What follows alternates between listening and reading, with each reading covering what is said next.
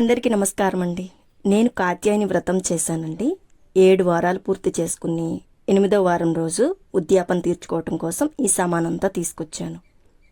అసలు నేను కాత్యాయని వ్రతం ఎందుకు చేశాను, ఎలా చేశాను, ఇంకా ఉద్యాపన ఎక్కడ తీర్చుకున్నాను, ఇలాంటి ముఖ్యమైన విషయాలన్నీ తెలియజేస్తానండి. అసలు ఈ కాత్యాయని వ్రతం ఎందుకు చేయాలి, ఎప్పుడు చేసుకోవాలి, ఏమేం చేయాలి, పూజ ఎలా చేసుకోవాలి, ఏం చేస్తే మనకు ఎలాంటి ఫలితం ఉంటుంది, ఇలాంటి విషయాలన్నీ పూర్తిగా నేను డిస్క్రిప్షన్లో రాసి ఉంచానండి. మీకు ఎవరైనా సరే ఈ విషయాలు కావాలంటే డిస్క్రిప్షన్ చూసి తెలుసుకోవచ్చు. ఈ కాత్యాయని వ్రతం 7 వారాలు పూర్తి చేసుకోవాలండి. 7 వారాలు పూర్తయిపోయిన తర్వాత 8వ వారం ఉద్యాపన తీర్చుకోవాలి. ఆ ఉద్యాపన కోసం మనం కొన్ని వస్తువులు తీసుకొచ్చుకోవాలి. ఇక్కడ నేనేమేమి వస్తువులు తీసుకొచ్చానో చూద్దాం ఒకసారి. ఈ ఉద్యాపనకి మనం 7 ముత్తైదువులకి తాంబూలం ఇవ్వాల్సి వస్తుందండి. కాత్యాయని వ్రతంలో ముఖ్యమైన వస్తువులు ఈ చెరుకులు, ఇక తర్వాత గాజులు. ఒక్కొక్క ముత్తైదువుకి ఒక్కొక్క సెట్ వెళ్తుందండి. అట్లా నేను 8-9 డజన్లు తీసుకొచ్చానండి. ఎర్రటి గాజులు తీసుకొచ్చాను, అమ్మవారికి ఇష్టం కదా. జాకెట్ ముక్కలు అన్నీ ఎరుపు రంగు తీసుకొచ్చుకుంటే చాలా బాగుంటాయండి. ఇంకా అమ్మవారికి పెట్టడానికి చీరను కూడా తీసుకొచ్చానండి. తాంబూలంలో పెట్టడానికి పువ్వులండి, ఎర్రటి పూలైనా తీసుకోవచ్చు. ఎరుపు, పసుపు ఈ 2 కలర్సే ఉండాలండి. ఇంకా ఫ్రూట్స్, మనం ఎలాంటి పండ్లైనా సరే తాంబూలంలో పెట్టచ్చు.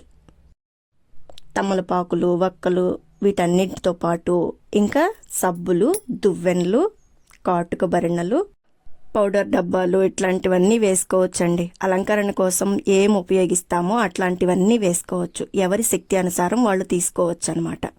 ఇంకా పెట్టగలిగితే ప్రతి ఒక్కరికి చీరను కూడా పెట్టుకోవచ్చండి, ఎవరి ఇష్టం వాళ్ళది. అసలు ఈ కాత్యాయని వ్రతానికి మనమే పొద్దున్నే వెళ్ళి ముత్తైదువుల ఇంటికి వాళ్ళని రెడీ చేసుకుని మన ఇంటికి తీసుకొచ్చుకోవాలంటండి.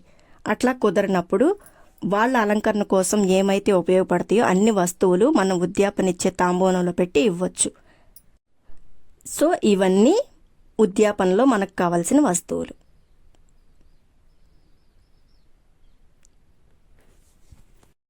ఈ చెరుకుగడలు మనం తీసుకొచ్చుకుంటాం కదండి, పైన నల్లగా ఉన్నాయని శుభ్రంగా తుడిచేసి మళ్ళీ 7 ముక్కలు కలిపి కట్టుకున్నానండి. ఒక్కొక్క ముత్తైదుకు ఒక కట్ట వెళ్తుందనమాట.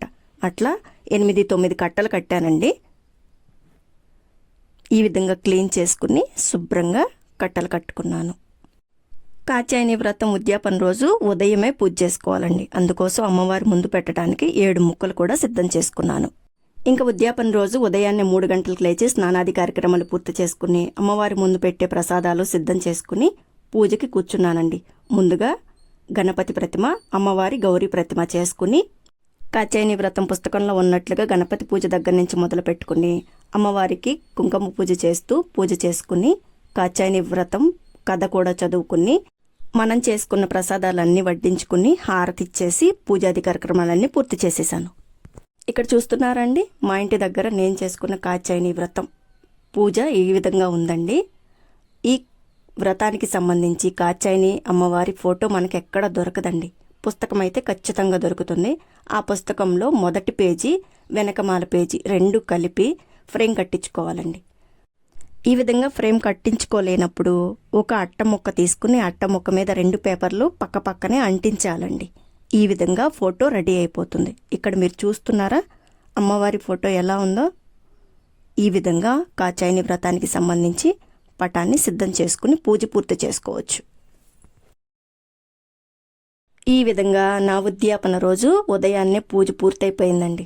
ఇక మంచిగా రెడీ అయిపోయి సామానంతా సర్ది పెట్టేసుకుని విజయవాడ బయలుదేరామండి ఉద్యాపన కోసం. ఈ ఉద్యాపన కోసం నాతో పాటుగా మా కజిన్ సిస్టర్ వాళ్ళ పాప, ఇంకా మా కజిన్ సిస్టర్ వాళ్ళ అత్తయ్య, మేము ముగ్గురం కలిసి వెళ్ళామండి. అమ్మవారి దగ్గరికి వెళ్ళటానికి మెట్లు దారి ఉంటుంది కదండి, ఆ మెట్లు దారిని మేము కొండ మీదకి వెళ్తున్నాము.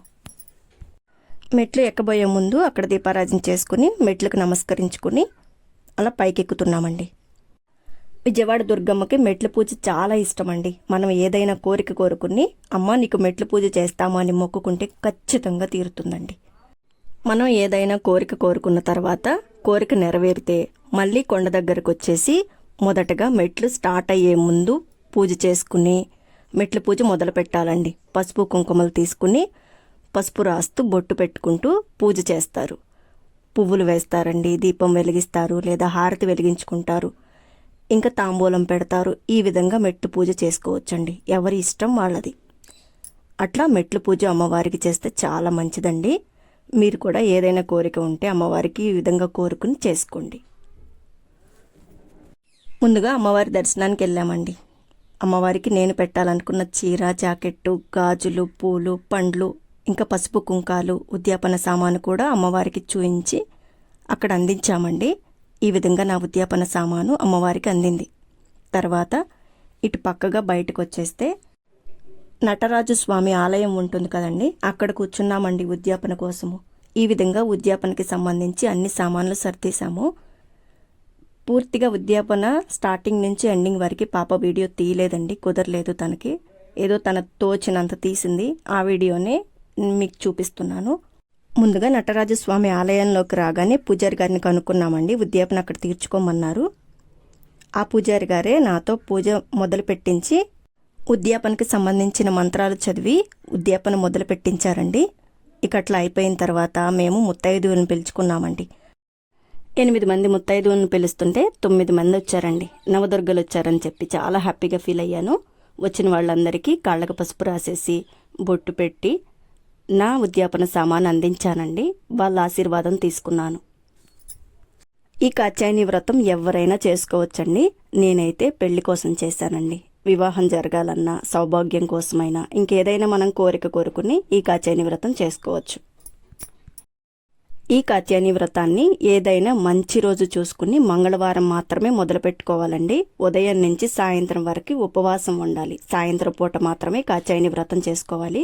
కాత్యాయని వ్రతానికి సంబంధించిన పుస్తకం దొరుకుతుందండి. ఆ పుస్తకంలో స్టార్టింగ్ గణపతి పూజ దగ్గర నుంచి ఎండింగ్ హారతి వరకు మొత్తం కార్యక్రమం ఎలా చేసుకోవాలో ఉంటుందండి. ఆ విధంగా మనం ఫాలో అయ్యి ఆ వ్రతాన్ని చేసుకోవచ్చు. ఈ విధంగా 7 మంగళవారాలు పూర్తి చేసుకోవాలి. ఆ విధంగా 7 వారాల పూజ పూర్తయిపోయిన తర్వాత 8వ వారము ఉదయం పూజ చేసుకోవాలండి. ఈ 7 వారాలు మాత్రం సాయంత్రం పూజ, ఉద్యాపన రోజు మాత్రం ఉదయం పూజ.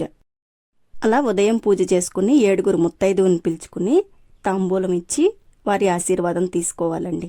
ఈ విధంగా కాత్యాయని వ్రతం పూర్తవుతుంది. ఈ ఉద్యాపనలో భాగంగా తాంబూలం ఇచ్చిన తర్వాత వచ్చిన ముత్తైదువులందరికీ భోజనాలు కూడా పెడతారండి. మనం శక్తి కొలది ఎలా అయినా చేసుకోవచ్చు. భోజనాలు పెట్టలేనప్పుడు మనం ఇచ్చే తాంబూలంలోనే కొన్ని డబ్బులు పెట్టి అయినా అందించవచ్చండి. ఈ విధంగా ఉద్యాపన పూర్తి చేసుకోవాలి. ఈ కాత్యాయని వ్రతానికి సంబంధించిన కొన్ని ముఖ్యమైన విషయాలండి. కాత్యాయని వ్రతం ఖచ్చితంగా మంగళవారం రోజు మాత్రమే మొదలు పెట్టుకోవాలి. 7 మంగళవారాలు సూర్యాస్తమయం తర్వాత మాత్రమే పూజ చేసుకోవాలి. ఈ వ్రతం చేసేవాళ్ళు ఉదయం నుంచి సాయంత్రం వరకు ఉపవాసం ఉండాలండి. మధ్యలో పాలు పళ్ళు ఏదైనా తీసుకోవచ్చు, కానీ టిఫిన్స్ లాంటివి తినకూడదు. ఈ కాత్యాయని వ్రతంలో అమ్మవారికి ఉపయోగించేవి ఏవైనా సరే ఎర్రగా ఉండాలండి. బ్లౌజ్ పీసు, పూలు, గాజులు అన్నీ ఎర్రగా ఉండాలి. మనం ఉపయోగించే అక్షంతలు కూడా ఎర్రగా ఉండాలి. మనం వేసుకున్న దుస్తులు కూడా ఎర్రగా ఉండాలండి. ఇంకా అమ్మవారికి ముఖ్యంగా ఉండవలసిన ప్రసాదం చెరుకు గడలు, అప్పాలు, బియ్యం పిండి, ఉప్పు కలిపి చేసిన అప్పాలు ఖచ్చితంగా ఉండాలండి. ఈ 2 ప్రసాదాలు పెడితేనే అది కాత్యాయని వ్రతం అవుతుంది. ఇవన్నీ ముఖ్యమైన విషయాలు. ఇంకా మీకేమైనా డౌట్స్ ఉంటే నాకు కామెంట్ చేయండి. నేను ఖచ్చితంగా మీ డౌట్స్ క్లియర్ చేస్తాను. నా వీడియో చూస్తున్న మీ అందరికీ ధన్యవాదాలండి. Thank you for watching.